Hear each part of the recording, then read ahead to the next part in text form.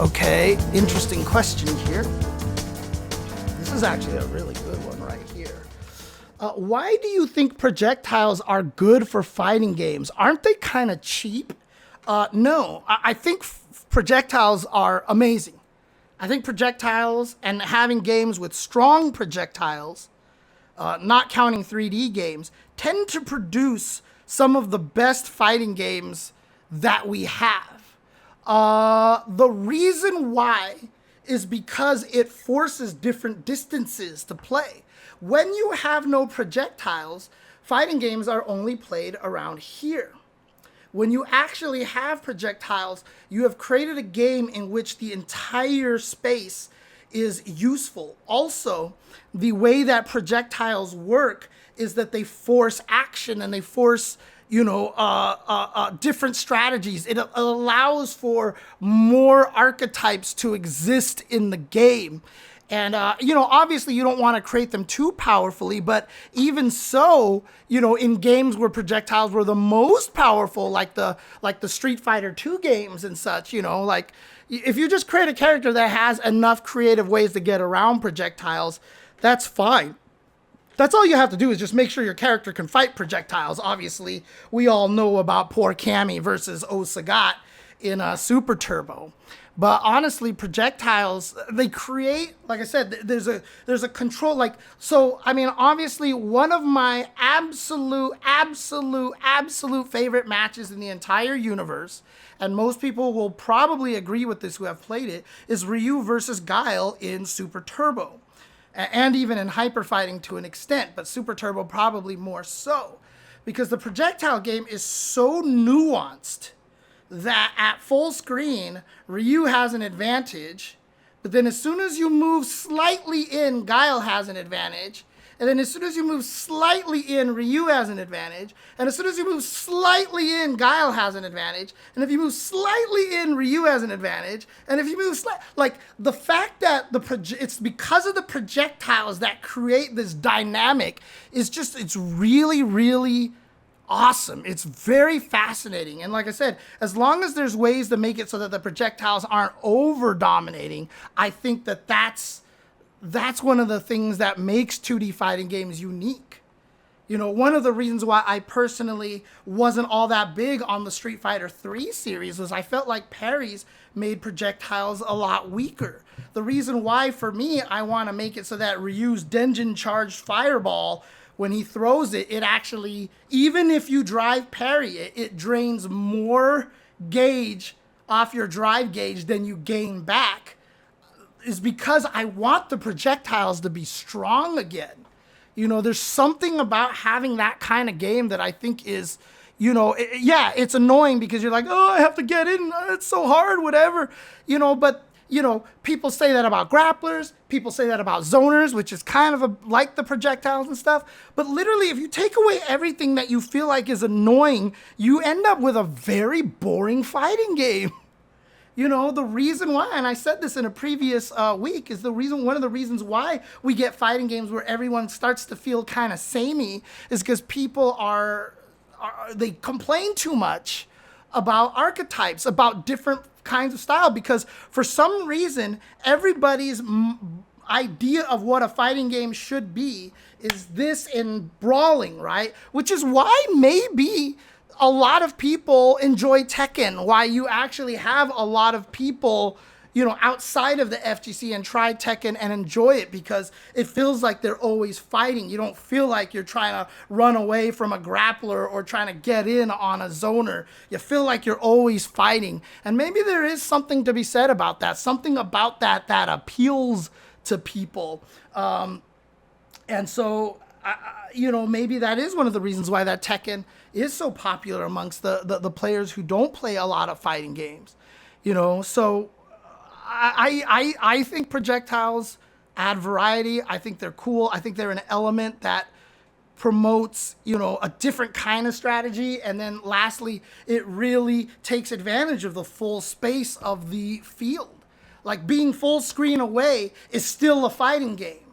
Like in a lot of games, when you're a full screen away, where projectiles are useless, that's a useless distance. But I like the fact that that is a significant distance in fighting games with really, really good projectiles.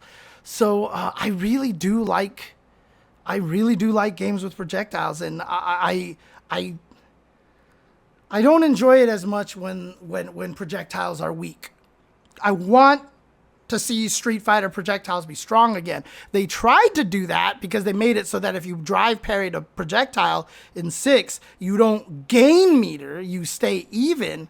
But I almost feel like they could do more because Ryu's Fireball is still not threatening enough. Ryu's Fireball needs to be more threatening, in my opinion. I really, really do.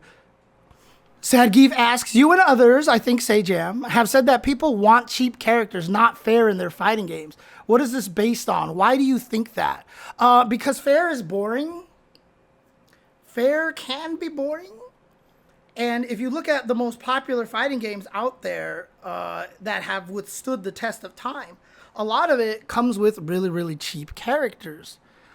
In the end, however, the game has developed in such ways that there's not super like people can handle it, and there's, people can fight the cheap stuff.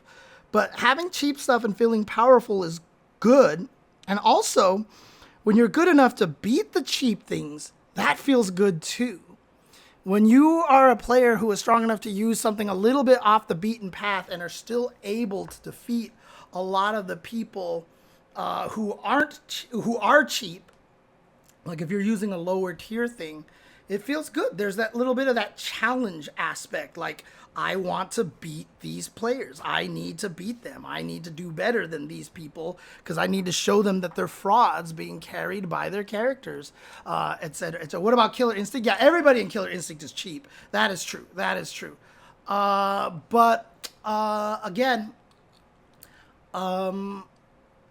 that's just the thing, is that when everybody is cheap, it's weird how that kind of creates a more loyal fan base.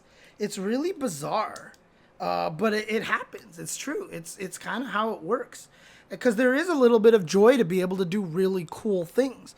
And usually in fighting games, when you're doing really cool things, it usually means you're being cheap. Characters... there's very rarely a character that gets to do really just cool, dirty, endorphin-filling things that are fair. There's really no such thing as a fair character that just makes you like, this is so much fun, because it's like, you like to be dirty. You like to you like to mess with people. And I think that that's an important aspect of it. Again, people like to feel badass. They like to feel badass. And as much as I complain about Blanca in this previous section over here, if they made everybody Blanca, let's go. Let's go. The game might end up being kind of degenerate and it might be a little tough. So you have to be scared. You have to be careful with that, especially in an esports world. But, I mean, it's obviously easier to balance things by nerfing than it is by buffing. Because the reason why nerf's easier is because you already know what's strong. So you already know what to target. Buffing means you could buff something and not realize just how strong it could become, honestly. So it's a tricky one out there. But, again, people like cheap things because it's fun to feel powerful. It's fun to feel like you have control, and it's fun to beat that stuff. It's fun to take it out, right? I mean, when you have a character like, it's funny because like Third Strike, everybody loves Third Strike, and yet Yun and Chen exist in that game, and it's frustrating, but I would argue that people probably enjoy fighting those characters more than they have enjoyed fighting Street Fighter V Luke. Because like Street Fighter V Luke wasn't cheap. He wasn't broken. He was just really good at everything. So it was kind of boring to fight Luke. I think people got bored of fighting Luke, and I think that's the problem. People just like feeling strong and having fun, honestly, and just feeling like they get to mess with people. I think that's just one of the most enjoyable aspects about it. So, Um.